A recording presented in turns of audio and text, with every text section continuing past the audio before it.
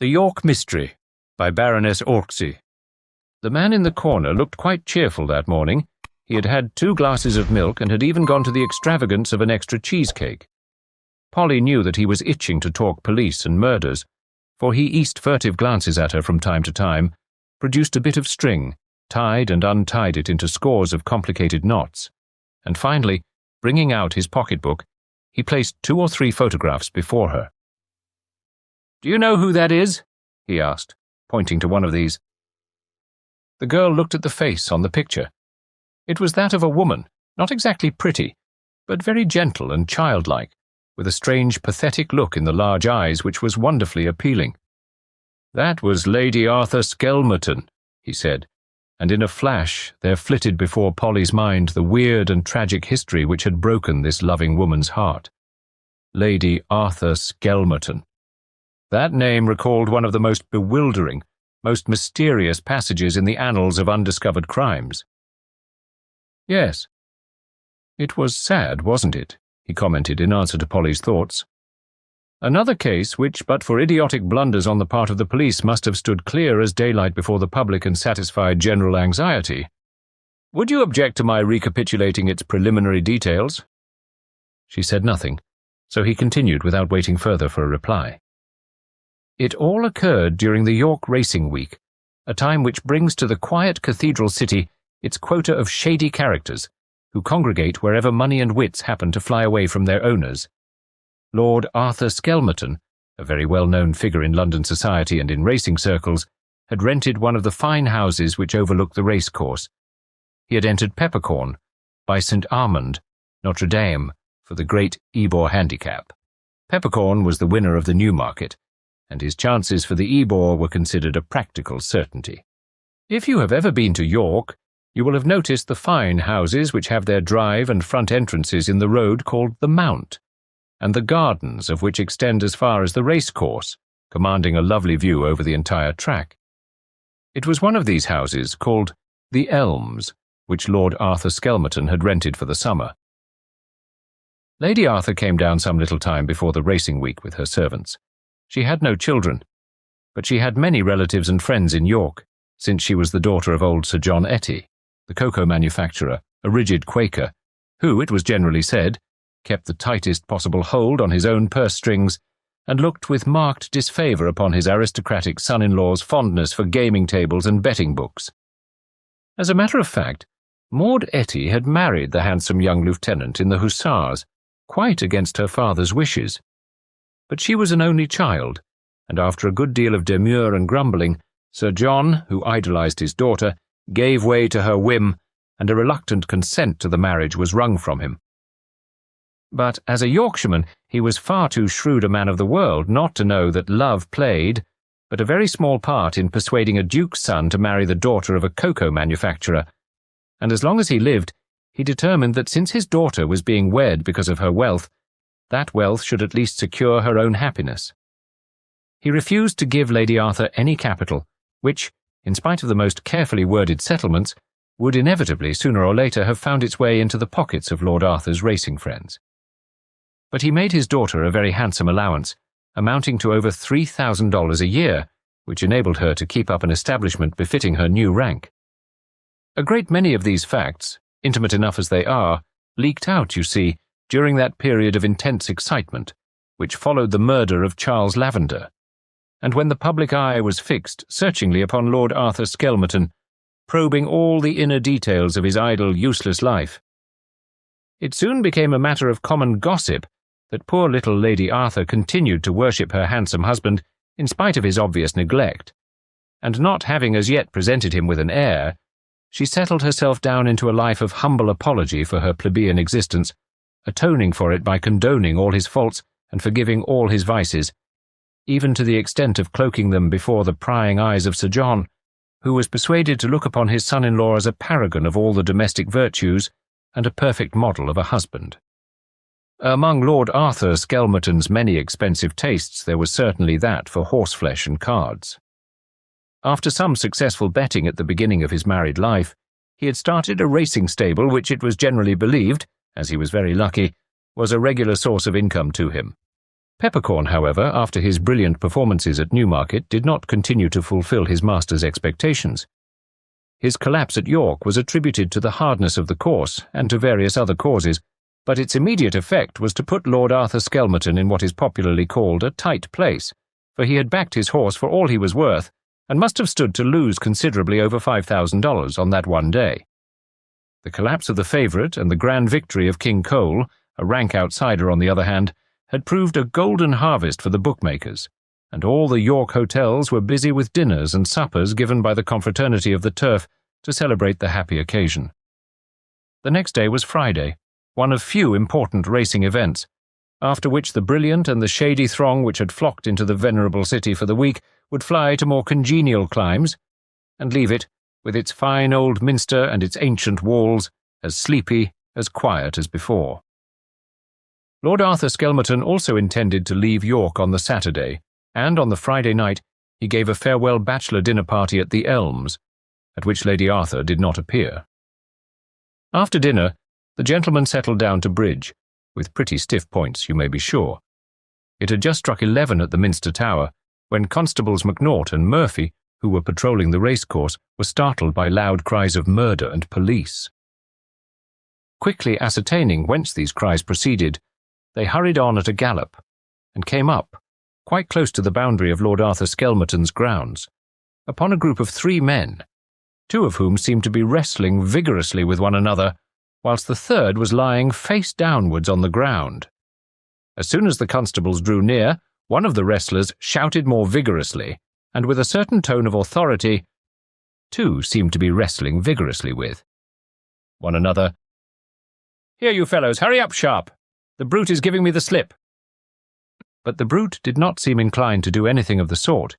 He certainly extricated himself with a violent jerk from his assailant's grasp, but made no attempt to run away. The constables had quickly dismounted, whilst he, who had shouted for help, originally added more quietly, "My name is Skelmerton. This is the boundary of my property. I was smoking a cigar at the pavilion over there with a friend when I heard loud voices, followed by a cry and a groan. I hurried down the steps and saw this poor fellow lying on the ground with a knife sticking between his shoulder blades, and his murderer," he added, pointing to the man who stood quietly by with Constable McNaught's firm grip upon his shoulder, still stooping over the body of his victim. "I was too late, I fear, to save the latter, but just in time to grapple with the assassin." "It's a lie," here interrupted the man hoarsely. "I didn't do it, Constable. I swear I didn't do it. I saw him fall. I was coming along a couple of 100 yards away, and I tried to see if the poor fellow was dead. I swear I didn't do it." "You'll have to explain that to the inspector presently, my man," was Constable McNaught's quiet comment, and still vigorously protesting his innocence, the accused allowed himself to be led away, and the body was conveyed to the station, pending fuller identification. The next morning the papers were full of the tragedy. A column and a half of the York Herald was devoted to an account of Lord Arthur Skelmerton's plucky capture of the assassin. The latter had continued to declare his innocence, but had remarked, it appears, with grim humour, that he quite saw he was in a tight place, out of which, however, he would find it easy to extricate himself. He had stated to the police that the deceased's name was Charles Lavender, a well-known bookmaker, which fact was soon verified, for many of the murdered man's pals were still in the city. So far, the most pushing of newspaper reporters had been unable to glean further information from the police. No one doubted, however, but that the man in charge, who gave his name as George Higgins, had killed the bookmaker for purposes of robbery. The inquest had been fixed for the Tuesday after the murder. Lord Arthur had been obliged to stay in York a few days, as his evidence would be needed. That fact gave the case, perhaps, a certain amount of interest as far as York and London's society were concerned. Charles Lavender, moreover, was well known on the turf, but no bombshell exploding beneath the walls of the ancient cathedral city could more have astonished its inhabitants than the news which, at about 5 in the afternoon on the day of the inquest, spread like wildfire throughout the town. That news was that the inquest had concluded at 3 o'clock with a verdict of wilful murder against some person or persons unknown, and that 2 hours later the police had arrested Lord Arthur Skelmerton at his private residence, the Elms, and charged him on a warrant with the murder of Charles Lavender, the bookmaker. The police, it appears, instinctively feeling that some mystery lurked round the death of the bookmaker and his supposed murderer's quiet protestations of innocence, had taken a very considerable amount of trouble in collecting all the evidence they could for the inquest, which might throw some light upon Charles Lavender's life, previous to his tragic end. Thus it was that a very large array of witnesses was brought before the coroner, chief among whom was, of course, Lord Arthur Skelmerton. The first witnesses called were the two constables, who deposed that, just as the church clocks in the neighbourhood were striking 11, they had heard the cries for help, had ridden to the spot whence the sounds proceeded, and had found the prisoner in the tight grasp of Lord Arthur Skelmerton, who at once accused the man of murder and gave him in charge. Both constables gave the same version of the incident, and both were positive as to the time when it occurred. Medical evidence went to prove that the deceased had been stabbed from behind between the shoulder blades whilst he was walking, that the wound was inflicted by a large hunting knife, which was produced, and which had been left sticking in the wound. Lord Arthur Skelmerton was then called and substantially repeated what he had already told the constables. He stated, namely, that on the night in question he had some gentlemen friends to dinner, and afterwards bridge was played. He himself was not playing much, and at a few minutes before 11 he strolled out with a cigar as far as the pavilion at the end of his garden. He then heard the voices, the cry and the groan previously described by him, and managed to hold the murderer down until the arrival of the constables. At this point, the police proposed to call a witness, James Terry by name and a bookmaker by profession, who had been chiefly instrumental in identifying the deceased, a pal of his. It was his evidence which first introduced that element of sensation into the case which culminated in the wildly exciting arrest of a duke's son upon a capital charge. It appears that on the evening after the Ebor, Terry and Lavender were in the bar of the Black Swan Hotel having drinks. "I had done pretty well over Peppercorn's fiasco," he explained. "But poor old Lavender was very much down in the dumps. He had held only a few very small bets against the favourite, and the rest of the day had been a poor one with him. I asked him if he had any bets with the owner of Peppercorn, and he told me that he only held one for less than $500. I laughed and said that if he held one for 6,000 it would make no difference, as from what I had heard from the other fellows, Lord Arthur Skelmerton must be about stumped. Lavender seemed terribly put out at this, and swore he would get that $500 out of Lord Arthur if no one else got another penny from him. 'It's the only money I've made today,' he says to me.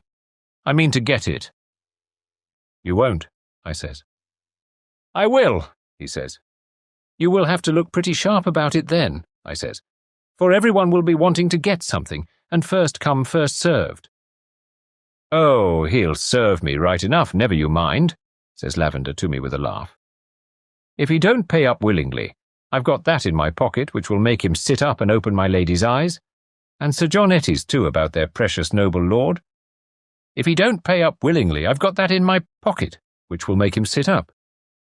Then he seemed to think he had gone too far, and wouldn't say anything more to me about that affair. I saw him on the course the next day. I asked him if he had got his $500. He said, 'No, but I shall get it today.'" Lord Arthur Skelmerton, after having given his own evidence, had left the court.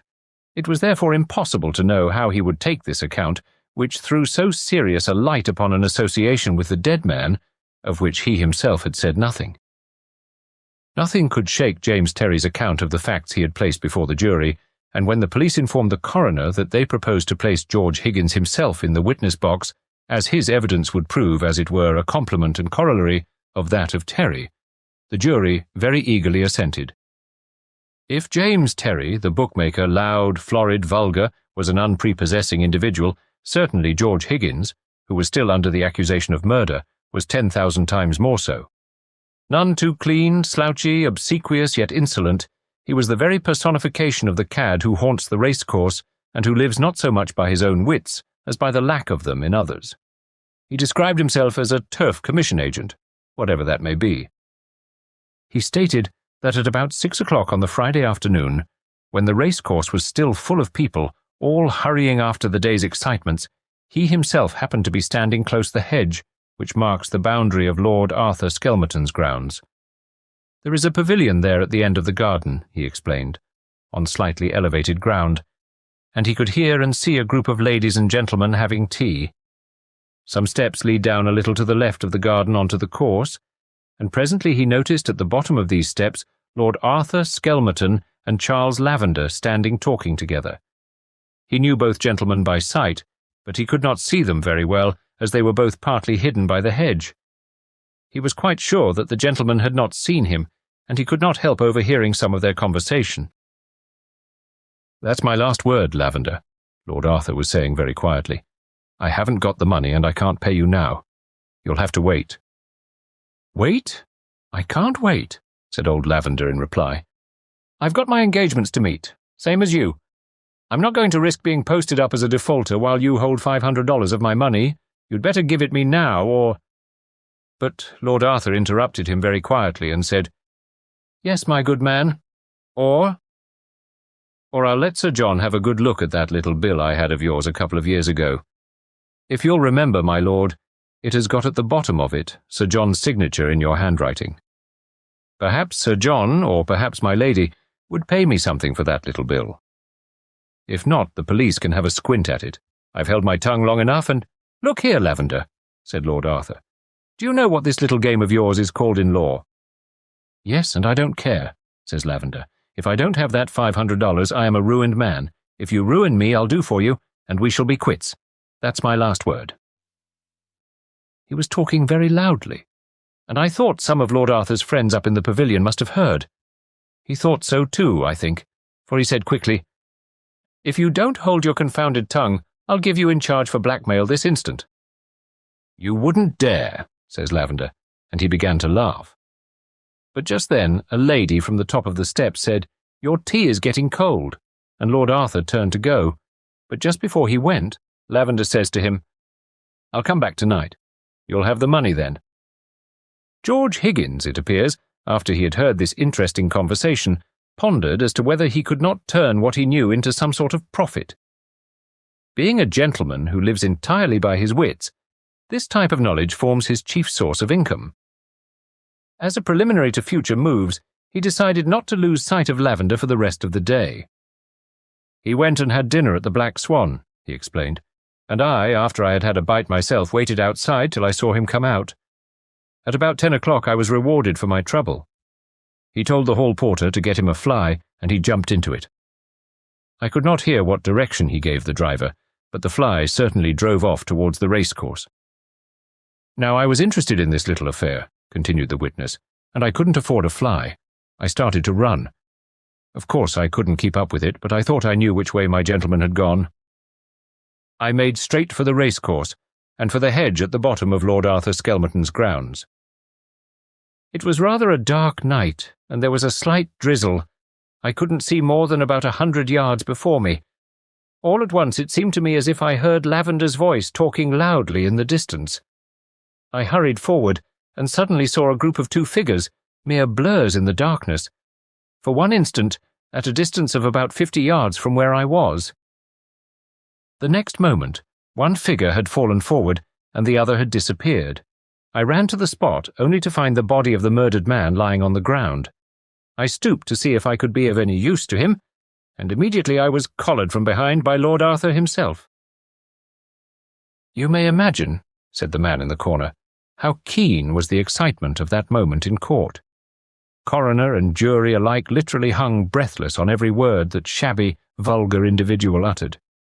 You see, by itself his evidence would have been worth very little, but coming on the top of that given by James Terry, its significance, more its truth, had become glaringly apparent. Closely cross-examined, he adhered strictly to his statement, and having finished his evidence, George Higgins remained in charge of the constables, and the next witness of importance was called up. This was Mr. Chips, the senior footman in the employment of Lord Arthur Skelmerton. He deposed that at about 10:30 on the Friday evening, a party drove up to the Elms in a fly and asked to see Lord Arthur. On being told that his lordship had company, he seemed terribly put out.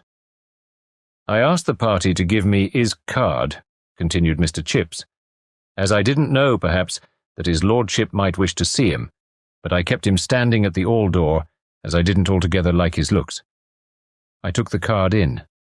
His lordship and the gentleman was playing cards in the smoking room, and as soon as I could do so without disturbing his lordship, I give him the party's card. "What name was there on the card?" here interrupted the coroner. "I couldn't say now, sir," replied Mr. Chipps. "I don't really remember. It was a name I had never seen before. But I see so many visiting cards one way and the other in his lordship's, all that I can't remember all the names." "Then, after a few minutes waiting, you gave his lordship the card? What happened then?" "His lordship didn't seem at all pleased," said Mr. Chipps with much guarded dignity, but finally he said, "Show him into the library, Chipps, I'll see him." And he got up from the card table, saying to the gentleman, "Go on without me. I'll be back in a minute or two."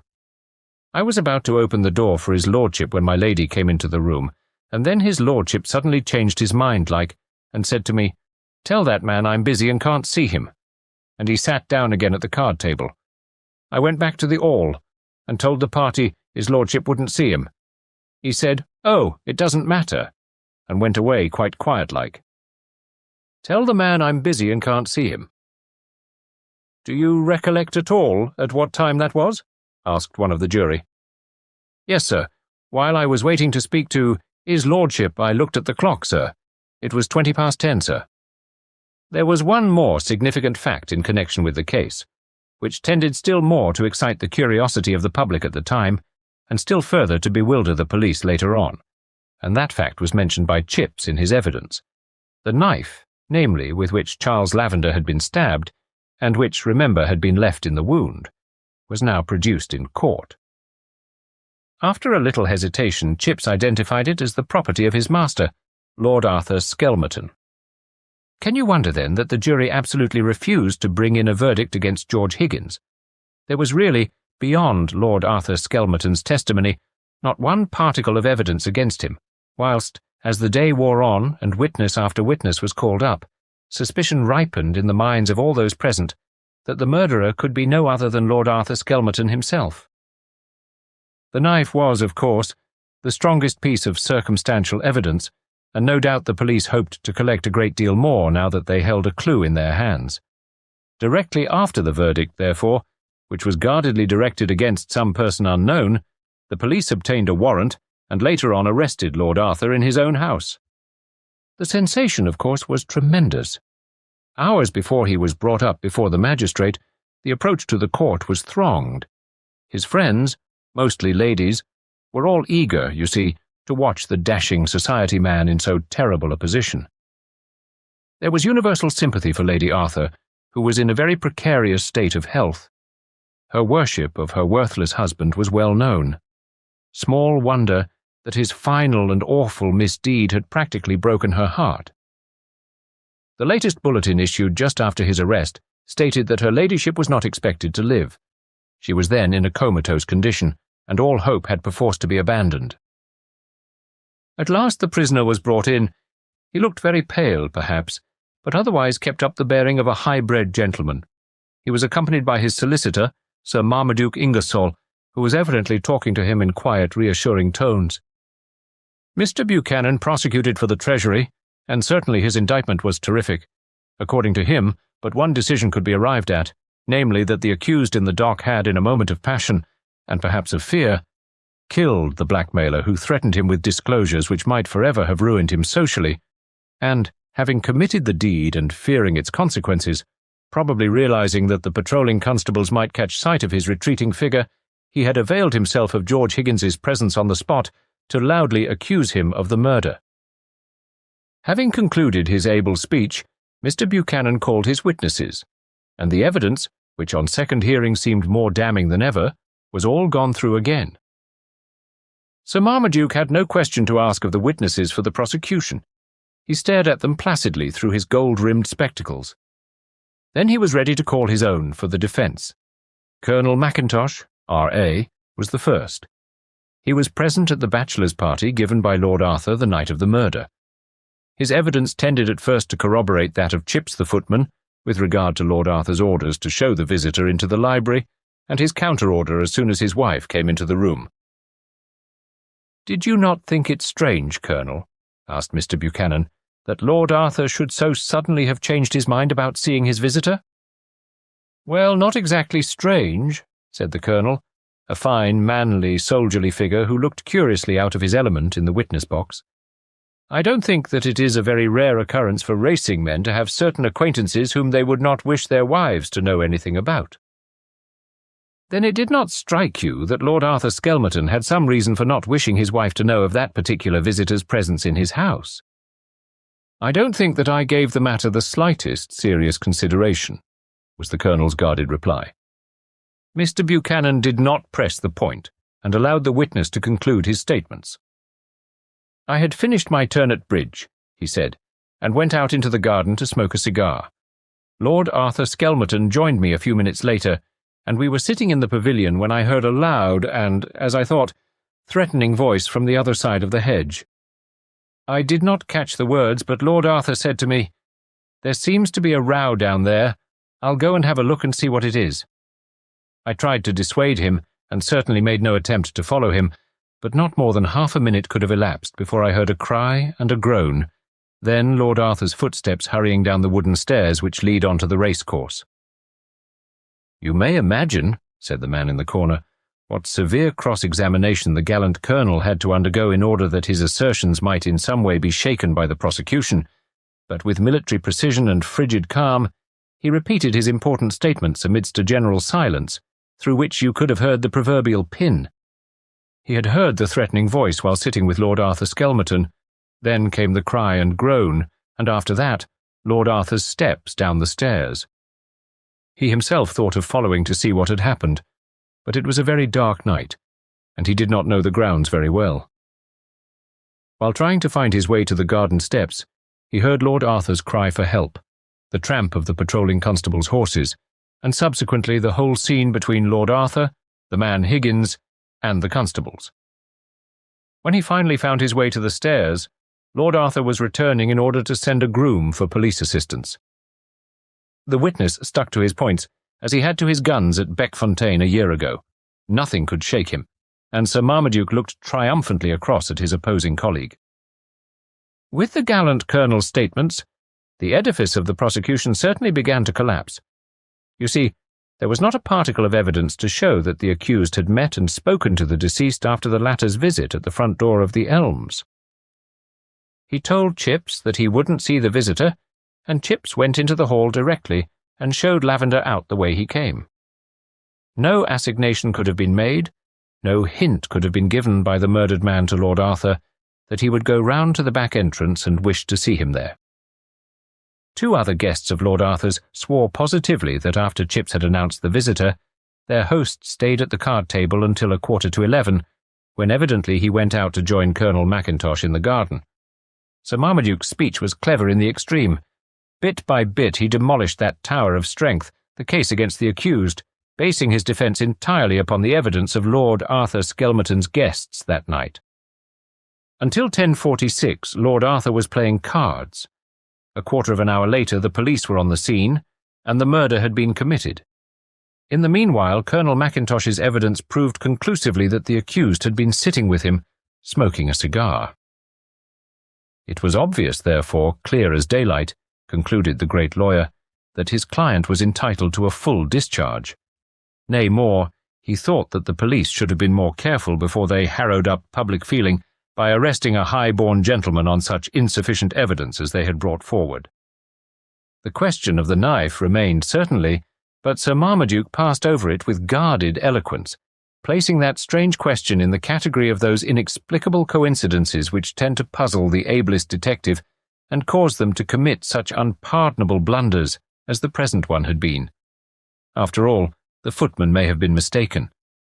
The pattern of that knife was not an exclusive one, and he, on behalf of his client, flatly denied that it had ever belonged to him. "Well," continued the man in the corner, with the chuckle peculiar to him in moments of excitement, "the noble prisoner was discharged. Perhaps it would be invidious to say that he left the court without a stain on his character, for I dare say you know from experience that the crime known as the York Mystery has never been satisfactorily cleared up." Many people shook their heads dubiously when they remembered that, after all, Charles Lavender was killed with a knife which one witness had sworn belonged to Lord Arthur. Others, again, reverted to the original theory that George Higgins was the murderer, that he and James Terry had concocted the story of Lavender's attempt at blackmail on Lord Arthur, and that the murder had been committed for the sole purpose of robbery. Be that as it may, the police have not so far been able to collect sufficient evidence against Higgins or Terry, and the crime has been classed by press and public alike in the category of so-called impenetrable mysteries. The man in the corner called for another glass of milk and drank it down slowly before he resumed. Now Lord Arthur lives mostly abroad, he said. His poor, suffering wife died the day after he was liberated by the magistrate. She never recovered consciousness even sufficiently to hear the joyful news that the man she loved so well was innocent after all. Mystery, he added, as if in answer to Polly's own thoughts. The murder of that man was never a mystery to me. I cannot understand how the police could have been so blind when every one of the witnesses, both for the prosecution and defense, practically pointed all the time to the one guilty person. What do you think of it all yourself? I think the whole case so bewildering, she replied, that I do not see one single clear point in it. You don't? He said excitedly, while the bony fingers fidgeted again with that inevitable bit of string. You don't see that there is one point clear which, to me, was the key of the whole thing. Lavender was murdered, wasn't he? Lord Arthur did not kill him. He had at least in Colonel Mackintosh an unimpeachable witness to prove that he could not have committed that murder. And yet, he added with slow, excited emphasis, marking each sentence with a knot, and yet he deliberately tries to throw the guilt upon a man who obviously was also innocent. Now why? He may have thought him guilty, or wished to shield or cover the retreat of one he knew to be guilty. I don't understand. Think of someone, he said excitedly, someone whose desire would be as great as that of Lord Arthur to silence a scandal round that gentleman's name. Someone who, unknown perhaps to Lord Arthur, had overheard the same conversation which George Higgins related to the police and the magistrate, someone who, whilst Chips was taking Lavender's card into his master, had a few minutes' time wherein to make an assignation with Lavender, promising him money, no doubt, in exchange for the compromising bills. Surely you don't mean? Gasped Polly. Point number 1, he interrupted quietly, utterly missed by the police. George Higgins in his deposition stated that at the most animated stage of Lavender's conversation with Lord Arthur, and when the bookmaker's tone of voice became loud and threatening, a voice from the top of the steps interrupted that conversation, saying, "Your tea is getting cold." "Yes, but," she argued. "Wait a moment, for there is point number 2. That voice was a lady's voice. Now, I did exactly what the police should have done but did not do. I went to have a look from the racecourse side at those garden steps, which to my mind are such important factors in the discovery of this crime. I found only about a dozen rather low steps. Anyone standing on the top must have heard every word Charles Lavender uttered the moment he raised his voice. Even then? Very well, you grant that, he said excitedly. Then there was the all-important point which, oddly enough, the prosecution never for a moment took into consideration. When Chips, the footman, first told Lavender that Lord Arthur could not see him, the bookmaker was terribly put out. Chips then goes to speak to his master. A few minutes elapse, and when the footman once again tells Lavender that his lordship won't see him, the latter says, "Very well," and seems to treat the matter with complete indifference. Obviously, therefore, something must have happened in between to alter the bookmaker's frame of mind. Well, what had happened? Think over all the evidence, and you will see that one thing only had occurred in the interval, namely, Lady Arthur's advent into the room. In order to go into the smoking room, she must have crossed the hall. She must have seen Lavender.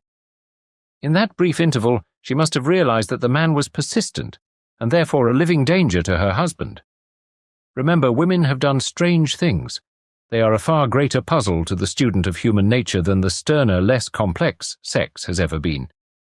As I argued before, as the police should have argued all along, why did Lord Arthur deliberately accuse an innocent man of murder if not to shield the guilty one? Remember, Lady Arthur may have been discovered. The man, George Higgins, may have caught sight of her before she had time to make good her retreat. His attention, as well as that of the constables, had to be diverted. Lord Arthur acted on the blind impulse of saving his wife at any cost. "She may have been met by Colonel Mackintosh," argued Polly. "Perhaps she was," he said. "Who knows?